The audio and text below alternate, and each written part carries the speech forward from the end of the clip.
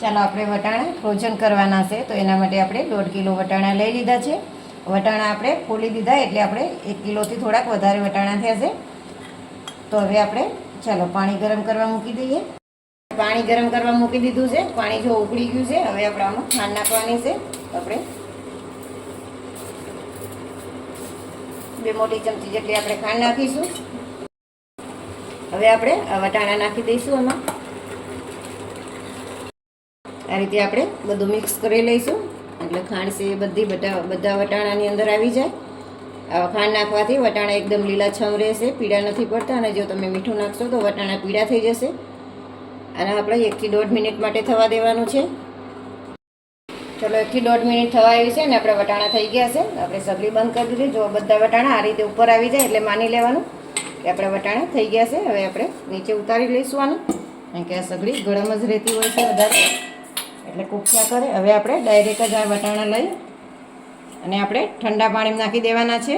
ફ્રીજના ઠંડા પાણીમાં આપણે વટાણા નાખી દેવાના છે, એટલે એની કુકિંગ હોય એ ત્યાંથી સ્ટોપ થઈ જાય. ચલો હવે આપણે આ પાણીમાંથી બધા દાણા કાઢી લેવાના છે અને આપણે એકદમ કૂડા કરી દેવાના છે. પહેલાં તો આપણે આ રીતે નિતારી દઈશું બધા દાણા. ચાલો આપણે પાણી બધું વટાણામાંથી નિતારી લીધું છે.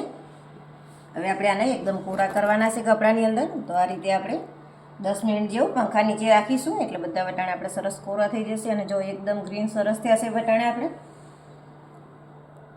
એકદમ કોરા થઈ ગયા છે. આપણે 5 મિનિટ છે અને આપણા વટાણા એકદમ કોરા થઈ ગયા છે.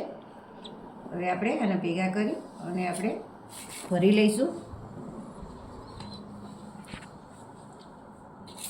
આ રીતનો આપણે એક ડબ્બો લીધો છે અને આપણે એમાં ભરી લઈશું.